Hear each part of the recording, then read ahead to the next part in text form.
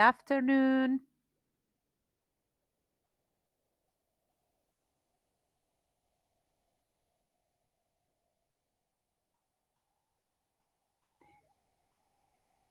How are you?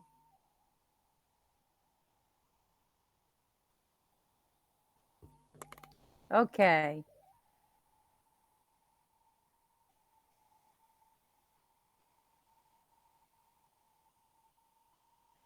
Oh, if you have tortas fritas, you can share them virtually.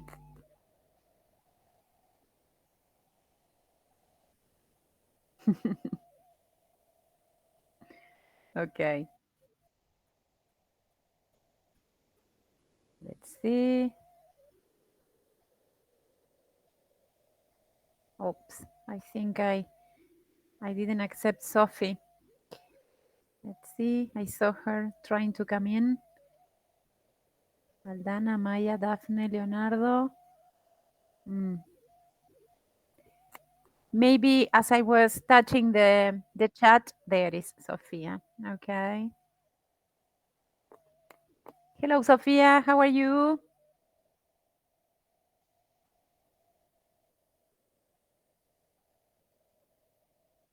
Hello, teacher. How are you? I'm doing well. Fine. What about you? Yes, Leonardo, I'm reading that you want to record. Yes, please do, because this afternoon, when Virginia asked me for the recording, I was revising. It's been a long time since I last used Meet, and really, with this free account that I have, I cannot record. So, if any of you wants to do it, feel free to do it like you do in class when you record my voice. Yes, so then you can take notes, no problem for that, and then you share with your classmates, Leonardo. Okay. All right, thank you. Let's wait for more. It's 1 minute to 7, so I hope more students will join. What have you been doing today? What other classes did you have?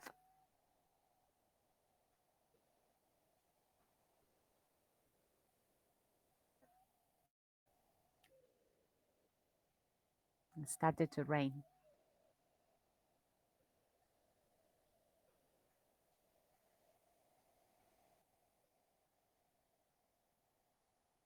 Okay.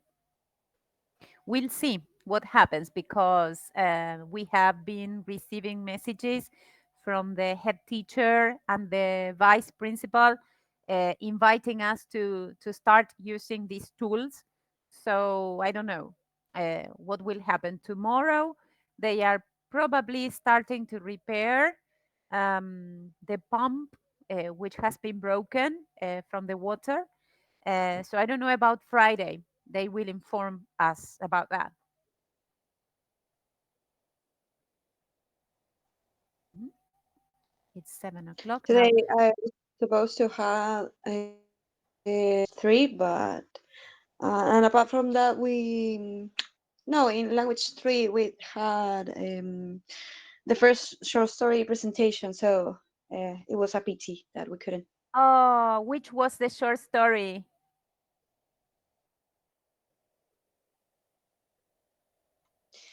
The case, something like that was the name. The I case don't for the remember. defense. Yes, the case for the defense. Yes, it's a lovely story. Hello, Virginia. Hello, Eliana. How are you? Do you listen Hello. to me? Hello, hello. I'm Hello. waiting for more people because you Yes. are 7 so far, but probably more will get connected, right? I don't know what they said about it.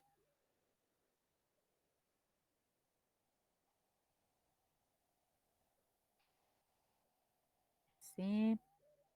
And as regards your request today, Virginia, about the recording of the class, Leonardo is doing it and then he will share it with the class, okay?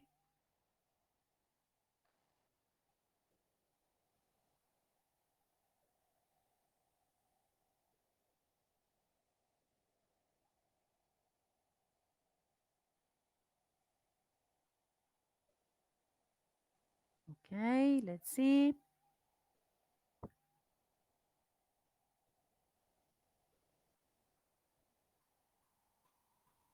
Do you think I should wait some more minutes for the others to join?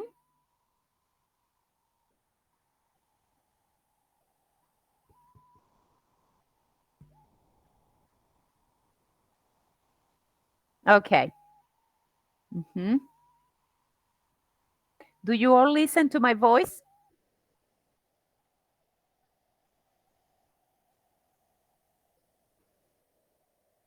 Good.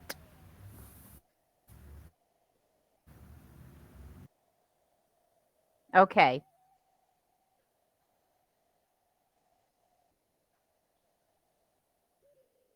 Okay.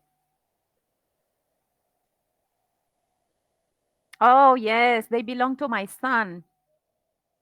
Thank you. Yeah, I'm not this technological, you know. It's they belong to him because he's doing a programming course.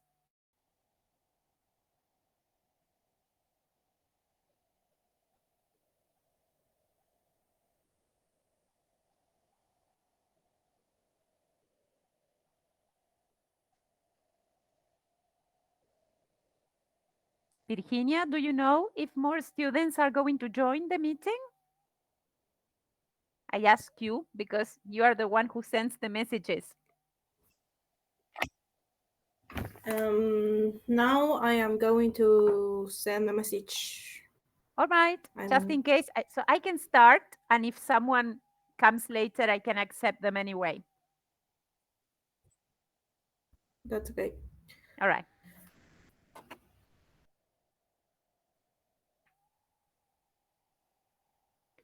So, people, as I told Virginia in a message I sent around 6, is that today I'm not going to develop any new topic, but I will go backwards and forwards and answer your questions on the three different subjects. For example, yesterday we should have had half a period of phonetics and then language. For both subjects yesterday, I sent some material that has been postponed. Yes.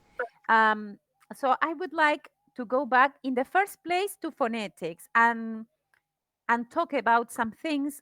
And if there are questions about the last topics that I have been explaining that had to do with vocalic sounds, yes, please ask me and I will explain again. Yes, because Virginia told me that there were some questions regarding phonetics. Let's go step by step, okay? So here I'm going to share now um, wait a second here. I'm going to share because using an open file is better. Let's see, where are we? English vowels. Here it is. Let's see. I'm going to present a file.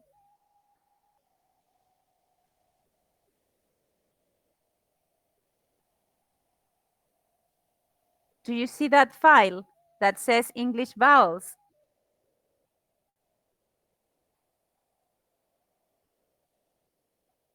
Yes, teacher. All right, all right. Just, I'm not teaching anything new. I'm just revising, but maybe observing and looking, questions come. Wait a minute, somebody else is coming.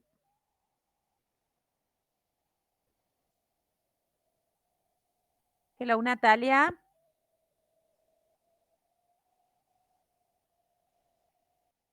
Uh-huh. More people are coming now. Hello. Hello, hello, Micaela also. Let's see. I have to go out of the here it is. Okay. Well, I for those who just entered, I'm just revising some things about phonetics. Yes.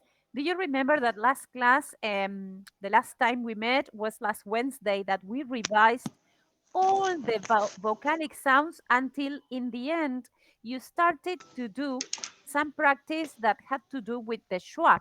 You remember there were some Yes. sentences on which you were marking the the schwa precisely. What do you remember from that, uh, specifically from the schwa? Here we have the vowels, and then we have the triphthongs, yes, and everything is vocalic sounds, right?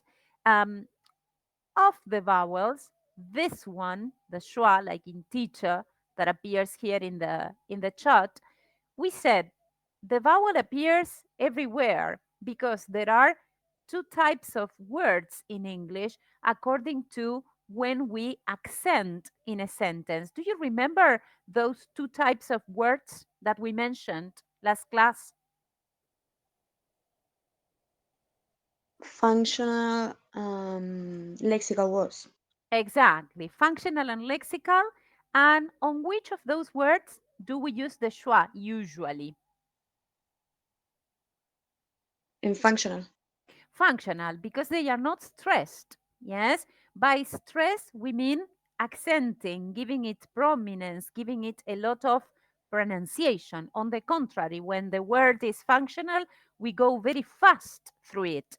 Yes, um, but we said, and I also sent you some material about weak forms by Ortiz Lira that day, in which you have a long list.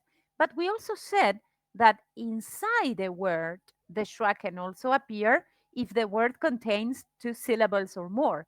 mm? Like in the case that you can see on the screen that says teacher. Teacher has two syllables, right? So the syllable that is not stressed will usually carry the schwa, right? So far, this is what we have been seeing. We haven't started transcribing yet, but in the last exercise that, well, the bell rang and we didn't finish correcting, you were marking the schwa in those sentences. Until here, is there any question regarding phonetics that you want to ask about the topics, about an old topic, maybe about the exam or whatever you want to ask about phonetics? About the exams, teacher, Mhm. I don't know. You You don't mentioned know what? the days, No, no, the days there's of the exam. No, mhm. not yet. Not yet. Uh, We had the institutional okay. meeting on Thursday, yes, and the everything we know is the period in which they will be taken, which are the last 2 weeks before the holidays. Yes, the holidays start, I think, on the 6th of July. Yes, Friday, the 6th of July. So that last week and the week before will be devoted for exams. We don't know if classes will be delivered or not. So, in the meantime, what we know is that we will be using the periods, yes, the periods of classes to evaluate, yes. Um, so, if a period is not enough, yes, in the case of phonetics, the first exam, as I said at the beginning of the year, is totally theoretical. The only practical thing that could appear could be the example of a word and a vowel to match or to underline, but that's all. Yes, like in some activities I sent you some weeks ago when we didn't have classes either. Yes, some PDFs that you have for recognizing the sounds, but no more than that. What is important, and we are going to continue because there's still a month ahead to go. So I will probably be delivering the theory of consonants, what consonants are, how they are classified and produced. But this part of the year is to study the theory and explain the theory. Okay? How about Okay. that? What Yes. about the Thank you. rest? You know, Sophie, because I think you have seen this before. Yes. Yes. Yes. Yes. I'm sorry I don't have specific dates yet. Nobody has. What about the rest of you people?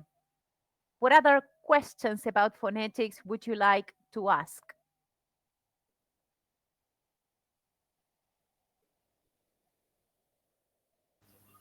I don't have a question for now. Okay, Amaya. Hello, Cecilia. Yes, ask about leveling, Leonardo. I was going to mention leveling. What do you want to ask?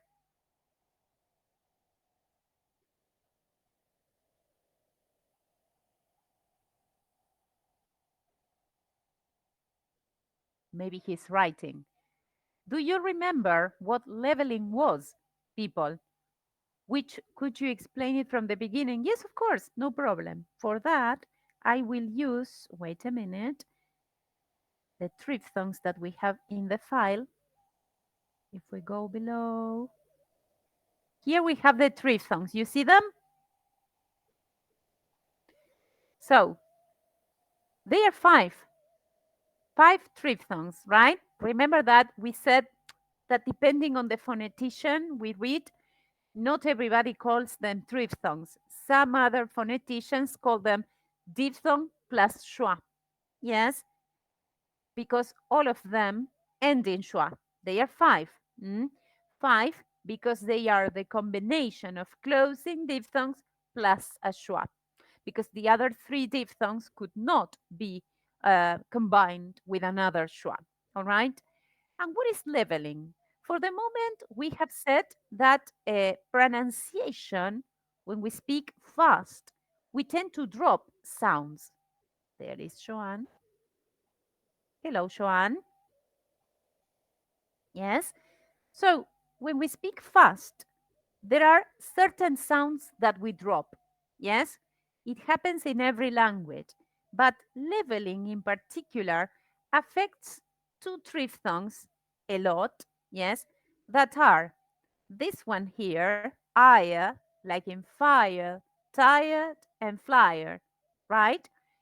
How does it affect it? By shortening it, yes? Instead of having three components, which makes up the triphthong, the middle one is dropped.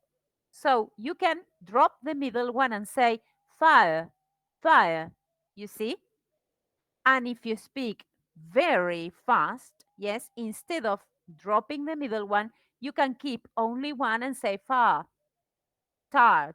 I'm very tired. You see? And so in that way, you simply lengthen the first sound. That is what we call leveling. As a theoretical definition, we could say that leveling is the reduction of certain sounds for the sake of making speech easier and faster. Yes? I don't know if it's clear. Teacher, can we say that instead of saying the reduction, omission, use the word omission Omission, omission, of some? elision, also. Thank you, Leonardo. Is it clear for the rest of you?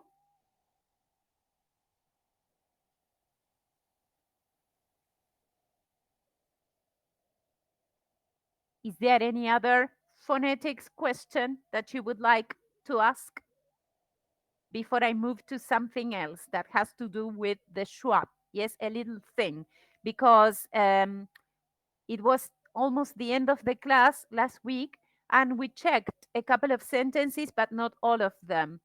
But to keep it in mind, every time we are speaking, we are producing schwa in all those syllables that we say very quickly. Yes? So, producing it is not a problem because many of you are quite fluent, right? It is identifying it and making sense of what is the schwa for. So, in order to show you that, I pasted in this file some sentences for you to see what would happen. Yes, here are some very simple words. Now I'm going to tell you uh, what you will do with them. There is Milagros. Hello, Milagros. Okay, so look at the words. Hello, here, right? These words, all of them uh, more than two syllables long. Yes, two or three. So that means that at a point there will be a schwa. mm? And here at the top, we have clear, correct pronunciation and incorrect pronunciation. Probably that pronunciation that we used to say when we were not conscious of the English vowels. If you take this cinema, yes, if it's very difficult to say cinema because is too complicated for me to say, what we can do to produce it easily is to swallow the vowel. You know, swallow, yes, omit directly the vowel, and you can try to say cinema, cinema.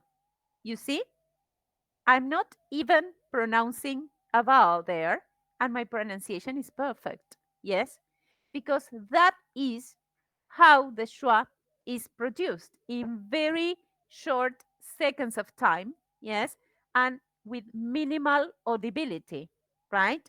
Look at this. We have autumn, butter, butter, criminal, elephant, amazing, gorilla, mechanic.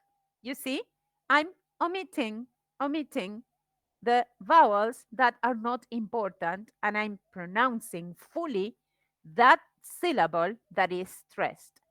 If we compare with the right part of the file, a wrong pronunciation would be to say cinema, autumn, you see, criminal with a, right? Because it's not a, it's a, criminal, you see?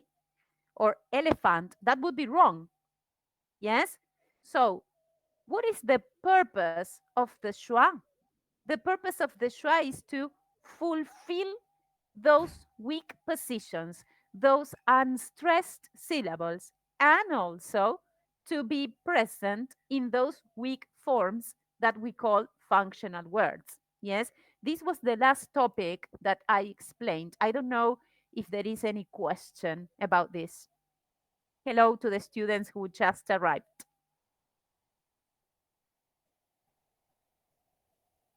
I listen to you, people. Please ask any question. Any question is okay. Yes, if it has to do with this or with the prior topics, we are dealing with phonetics now. Then we'll change to the other subjects. Okay?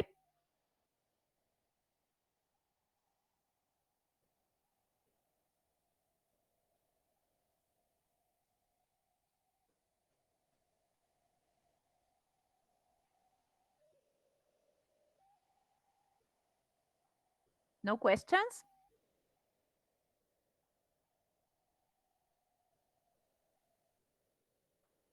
Could you explain how works the stress? Okay, that's an interesting question. How it works or how it is marked? Because deciding where a word is stressed uh, is, how can I say, it's not my decision. For example, how can I say that cinema is stressed at the beginning? Well, it's because the word is like that. But what we could say is that we count the syllables according to the vocalic sounds that they contain. That's why I had insisted so much on the value of vocalic sounds. And then identify that prominent syllable. And on that prominent syllable is where I will mark the stress. That will be marked as something like this. Wait a second. I don't have an IPA typer here, but if you, for example, in cinema here, it will be marked at the start of the syllable. Yes, you can check this when you, for example, look up a word in the dictionary, and the dictionary gives you the transcription for the word between brackets, and there you will see how stress is marked. Stress is like an apostrophe, yes, static, like this, which is presented at the start of the syllable, right? Not like in Spanish, because in Spanish we mark la tilde on the vowel, right? Not at the beginning of the syllable. I don't know if that answers your question quite a bit, Leonardo. Cinema. There you are. You're using an IPA typewriter? Yes? Cinema. There you are. Very good. Was that your question, Leonardo? Or Cambridge Dictionary? Okay, fine. Yes, you can consult the Cambridge Dictionary. It's very reliable. Mhm. What about the other students? No questions about phonetics for the time being? Any doubt? Anything you would like to say?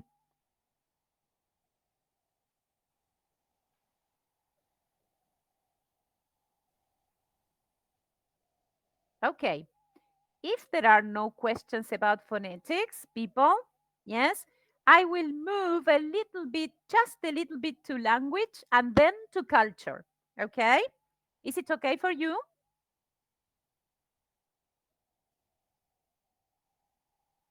What about the rest? I would like to. Yes, says Milagros. Yes, what? Yes, yes, language or yes, culture? I would like to organize some things about language, but more or less we are organized. And some things I want to tell you about the exams, okay? So I will stop presenting this phonetics material. So apparently everything is clear here. If not, next week we can talk about it again. Teacher, All right. can you can you send us that PDF? Yes, of course, I will. Is everybody entering the platform or you prefer me to send it through Virginia? What is easier for you? I think through Virginia would All be right, easier. easier. Yes, more immediate. Okay, great. So about language, yes, yesterday that we should have had classes, I sent you some material about creativity. I was I was planning to start a discussion, a conversation on the qualities that a teacher should have. Yes, that's because last week, no, not last week, I think it was the week before, we started talking about earning a living. We analyzed some pictures of jobs in Unit 2. And then there is a reading that I would like you to read from the book. Yes? So this is going to be for you to do on your own. Uh, in Unit 2, I'm going to type it here so everybody can see it. Yes? In Unit 2 from the FCE expert, yes, you're going to work on the reading that is called These Men Are Innocent, right? Which precisely deals with creativity. But not only you will read the text, These Men Are Innocent, and do the FCE practice for the reading on the previous page. Yes, do the practice on the previous page. But also, I would like you to relate what you read in that text with the questions I sent you yesterday about creativity. Yes, how do you connect the two texts? Yes, compare and relate the two texts. How do you think it influences or it connects with your career as teachers? Okay, is creativity important in a teacher's life? That's for the next time we meet. Yes? Now about exams, okay? Language, exams in the plural. Now I will tell you why, okay? I have to say to clarify this because phonetics 1 and culture 1 you study and you sit for an exam middle term and that's it. But in language, do you remember how language was evaluated along what I said at the beginning of the year? You evaluated in short periods, algo así. Okay, could say like that. Yes, periods, short assignments, we said, but uh, uh, it has to be partial because, as I said before, language is a process. However, yes, and we have had many Thursdays without classes as well. Uh, I will use the 2 weeks of exams to give you some assignments to do in class. Those assignments will have to do with language use. Yes, or what those who sat for the FCE exam call use of English, right? So it is very important that you already start doing practice. Yes, what kind of practice? Multiple choice, um, word formation, completing the gaps. Wait a minute, I'm writing everything I say just in case. Yes, and transformations that appear in Unit 2, but we haven't seen much. We did very little. So for the time being, I would suggest that you start uh, col- revising the vocabulary, the idiomatic expressions, the phrasal verbs that appeared in Unit 1 and the ones that will appear in Unit 2. Yes, and I will also send you through Virginia, yes, all the practice for Unit 1, okay, from the resource book. Okay, so that's what I would like you to do. Don't wait until we meet again because language is every day a little practice, every day a little reading, a little text. All right? That's about language use. But on the other hand, we have literature, right? We have been talking about short stories, yes? And the next short story in the collection of Roald Dahl, I think it is The Way Up to Heaven or Mrs. Bixby. Which of the two was it? I don't remember. Let me The way up see. to heaven. The Way Up to Heaven. Okay, so that short story, you read it, okay? The Way Up to Heaven. Um, so we should be meeting again next Tuesday for language to discuss this short story. Yes, short stories, I can give them to you weekly or every 15 days, right?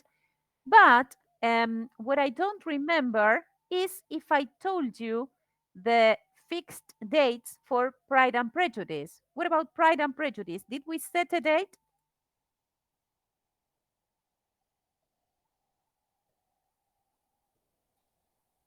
Okay, not yet, says Daphne. Right. So, Pride and Prejudice is different because it's a novel, okay? And a novel takes time to discuss, to analyze, to talk about the period, to talk about the writer. Yes. So you should already be, if you haven't started reading, you should already be starting. Okay. You have the novel in the drive, right?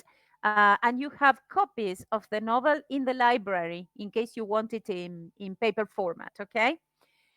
For the novel, I I consider the discussion of this novel as another assignment. Okay, I usually devote 2 days of the exam dates for the discussion. It is an organized discussion, so everybody has to talk. Okay, given the dates in which we are, yes, I would say that the last week before the holidays,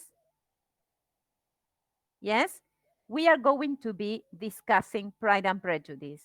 For the time being, I say that because suppose that there are changes in the schedule or in the timetables, we will have to move it a bit before.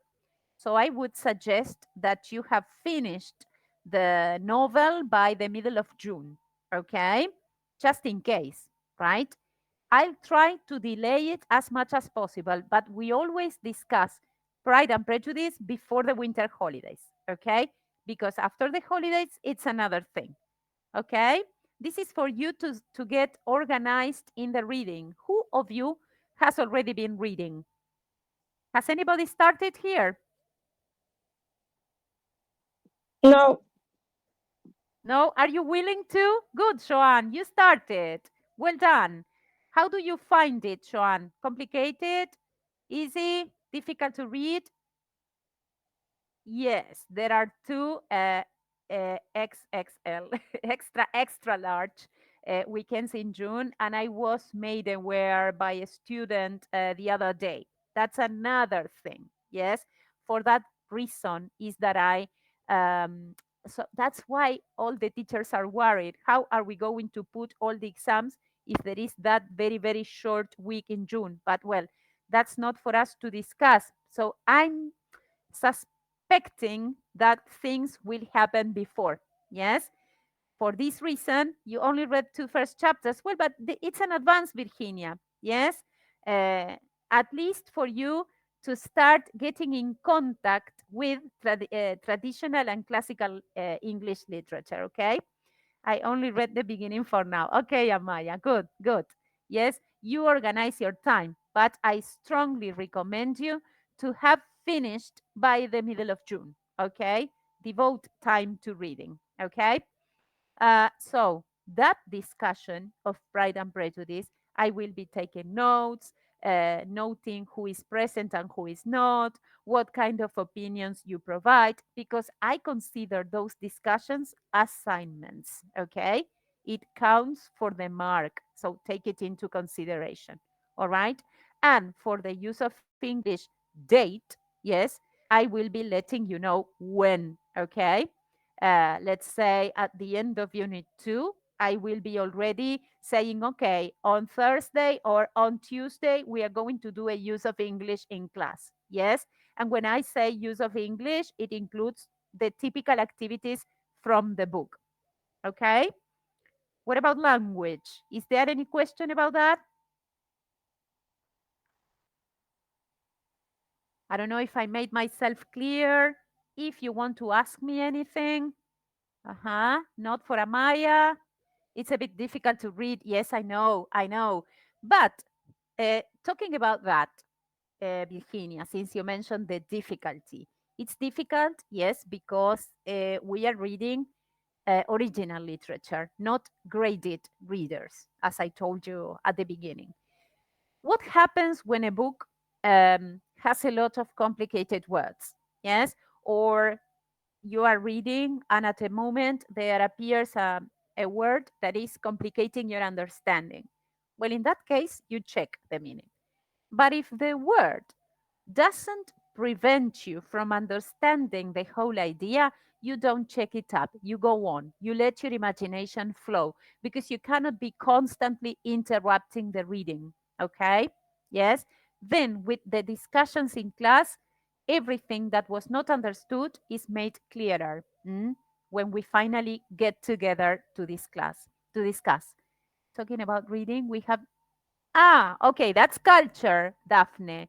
Actually, yes, it was a task from long ago to read just the parts of the text. It wasn't so long, but if you haven't finished reading, don't worry because now I will speak about Beowulf when we switch to culture. Okay, you should have it read because in the written exam, in the middle term exam, I will be asking about Beowulf as well. Okay? What about the rest of the students? Are there any other questions?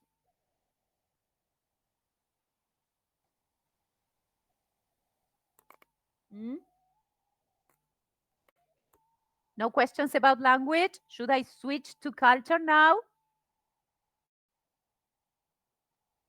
Okay. All right. Good. Excellent.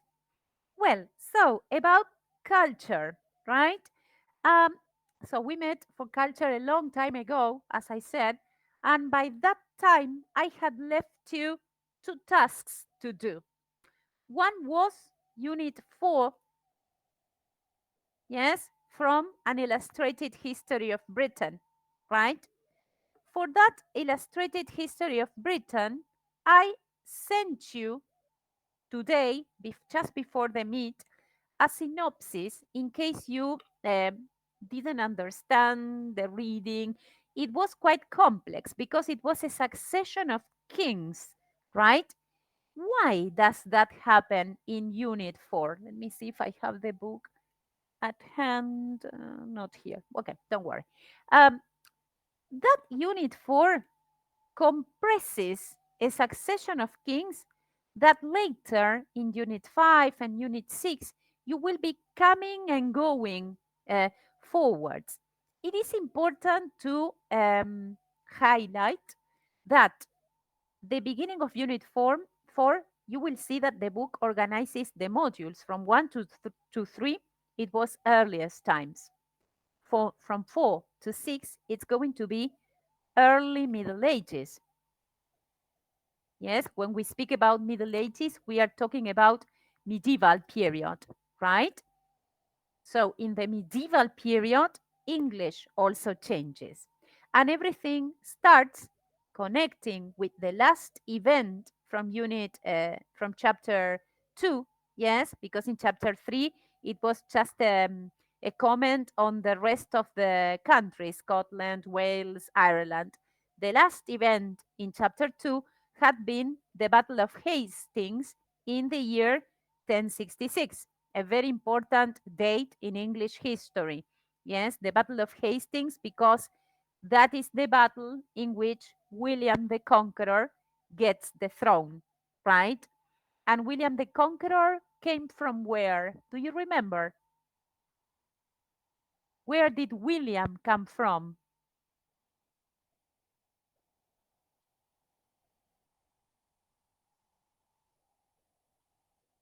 Does anybody know? He came from France, yes? He was a duke in France. Okay, so he was a very powerful person because by obtaining the throne in England, yes, he was joining two countries under his power. Okay, he was the Duke of Normandy, right? The Duke of Normandy and the King of England. Imagine, right? And what is also important from Unit 4 is that he changed completely the system of government. Yes?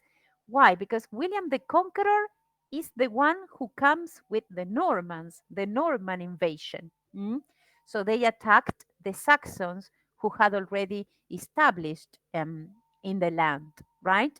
So William the Conqueror will present a new system of government. Do you remember the name of that system?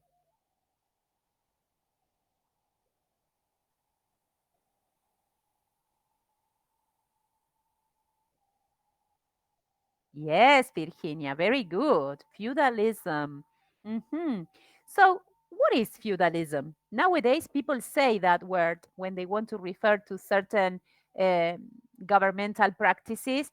What did feudalism consist of? That the fact was that this system gave a lot of power to the king.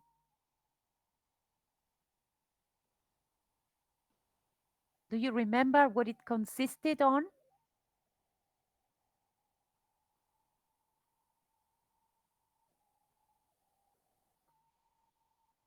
And the king was, through this system, related to the least important person in the country. Yes, it was, we could say, a hierarchical system because it was the king, the nobles, yes, the soldiers, the the king was on the top of the pyramidal system. Very good. In that time, the language was different from now. Yes, Maya, also. Oh, okay. I have 15 minutes. Well, yes, don't worry. So the king was on top, exactly. So imagine how it was like an absolute power, right? Not what we would propose or promote nowadays when powers are divided. Yes, but however, this kingdom of William the Conqueror was very much admired and appraised because he organized the country. And then another task that you had to do as homework was to present a timeline, yes, in which all the kings that succeeded, yes, appeared, right? Wait a minute. Let me open the file. Oh, wait a second. Early Middle Ages. Here it is. Oh, present. You are going to see in the file that I sent you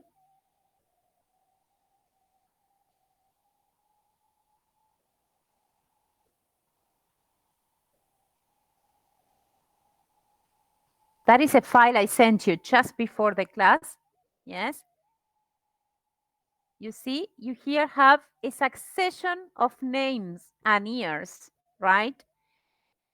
But the question is that McDowell, the author of the book, presents these kingdoms like one after the other as if nothing.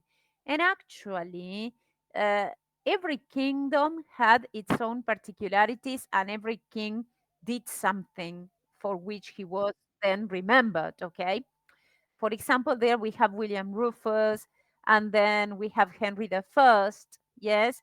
And then there was a conflict with Matilda because Matilda should have inherited the throne after Henry the First. Why couldn't she inherit the throne? What happened? Did you read that?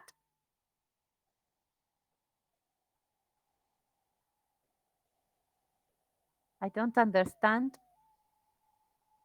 anything about the changes of this king. So what is it that you don't understand, Virginia? The succession of one king. Hello, Rocio. Uh, the the text is complicated to read, maybe.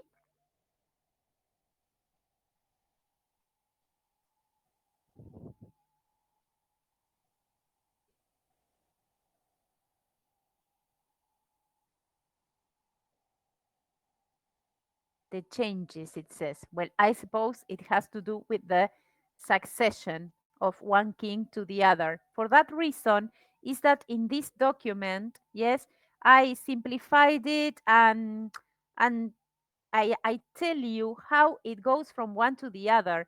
Actually, the succession of kingdoms in England has always been like a story, like a fictional story, because there has been a lot of murder and betrayal that makes it like a story. You see, for example, um, when William died, yes, uh, he uh, he left two heirs. One was Robert, but the question was that William was in charge of two places.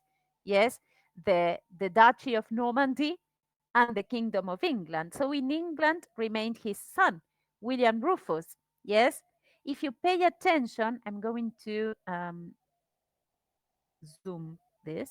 Yes, if you pay attention, the book suggests that William Rufus died in a hunting accident, shot by an arrow. Yes, but there is like an implicit message there that probably Robert sent his brother to be killed. Yes, and then Robert was prepared to invade, right? But in the end, it was the third son who took the throne. That was Henry the First. So if we have to draw a timeline, we are going to say that it is William the Conqueror, William Rufus, Henry the First. You see, Henry the First, yes, had a son, but because in those times the kingdoms, yes, were inherited from the eldest boy to the eldest boy, not to mention a woman or a second boy, except in the case of William Rufus. But that was because William the Conqueror was in charge of two places, okay? It was an empire, right? Now, Henry the First, who had a son that drowned in the sea, yes, and then he had a daughter. That was Matilda, right? But Matilda could not take the throne, so she had to get to an arrangement, yes, with this man, Stephen of Blois. You have it here, right? Matilda or Stephen? Stephen was Henry the First's nephew, yes, of course he was going to claim the throne because he was the next of kin, we say in English. Yes, the next with the right to inherit. Okay, so Matilda tried to invade, but she couldn't, and in the end, she had to reach an agreement. Yes, that her son, yes, one day would succeed Stephen of Blois. And this agreement was respected because precisely, and here you have in 1154, when Stephen died, yes, Matilda's son became Henry II. Yes, so we have William the Conqueror, William Rufus, Henry I, Stephen of Blois, and now Henry II, right? Mark that for the timeline, right? That's for you to understand the succession, the order in which the kings succeeded the other one. Okay, this is simply historical and chronological order. Okay, and here it comes a very famous person in history, yes, because Henry II married a very famous woman that was Eleanor of Aquitaine. As you can see, the English kings continued marrying with French women, so the empire was growing. Yes, the dominance over the land was getting bigger. It was England and France. Yes, and Eleanor of Aquitaine was the mother of Richard and John. Richard was very famous because he was Richard Lionheart, yes, Ricardo Corazón de León, that you have probably heard of in Robin Hood, in the stories, yes. And John, his brother, his younger brother, was the one who was really spoiled, but in the end, he took the throne, yes. With John, something important happened, yes. That was the beginning of Parliament, which is the Magna Carta, yes. I'm explaining, but of course, if this requires a second explanation in class or a second revision, we are going to have it, okay? But just for you to follow. So you see Henry II, then Richard, but Richard was always a warrior. He was all the time outside England fighting the wars. If you happen to watch the movie, I always take to Profesorado the movie Robin Hood. Yes, I'll try to do it again this year because in that movie you can see the two brothers, how Richard Lionheart behaved in the wars, in the religious wars, yes, and how John was determined um, to get a lot of money for the crown. Yes, John was considered a very bad king, right? So how about now? Because I'm not seeing the meat. How do you feel with all these explanations? Does it help you or not?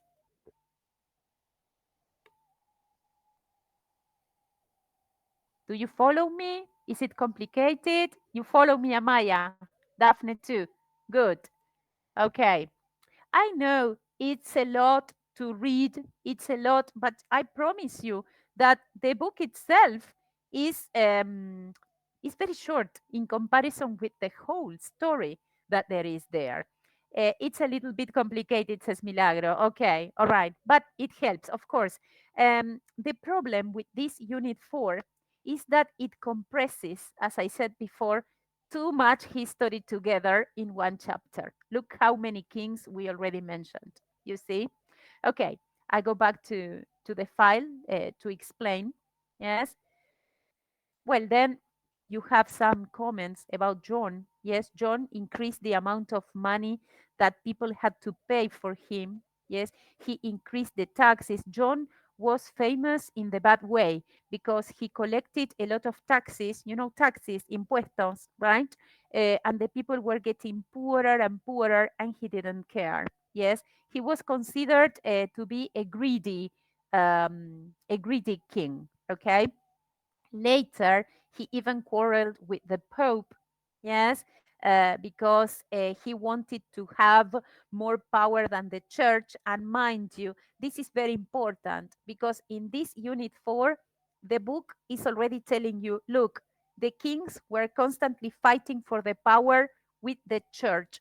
The church at that period was an international power. The church was in Rome, yes, and it was the head of everything. But England will have its particular story with the church and with religion as time goes on. There is always this conflict for who has more power, okay? Here we get to an important part of the chapter, that is the signing of the Magna Carta.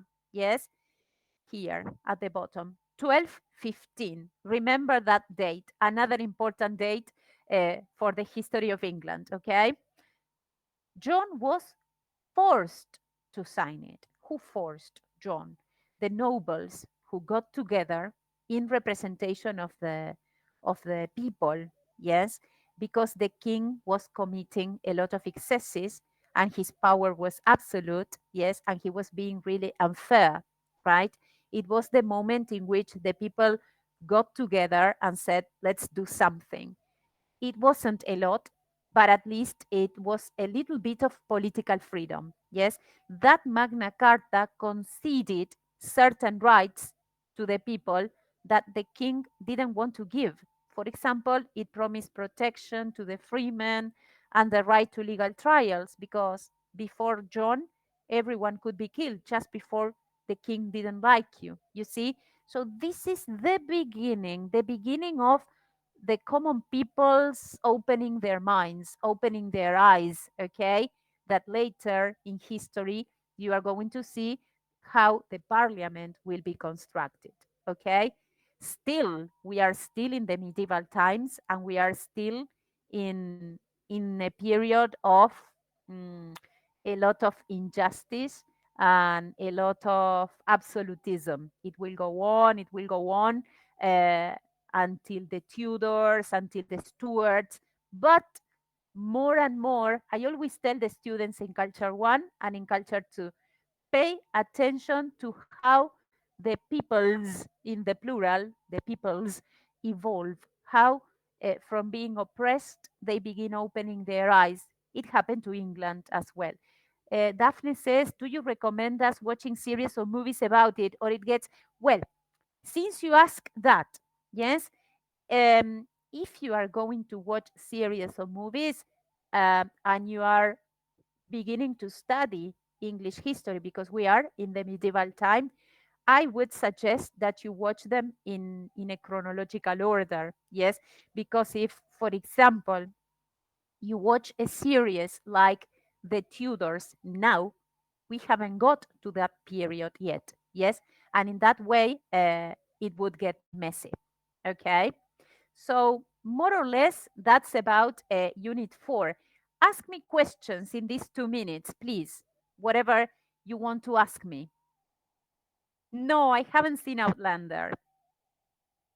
Yeah, I can send the link, of course.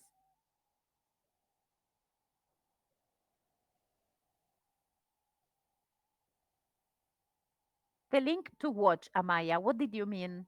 I just sent the Meet link again.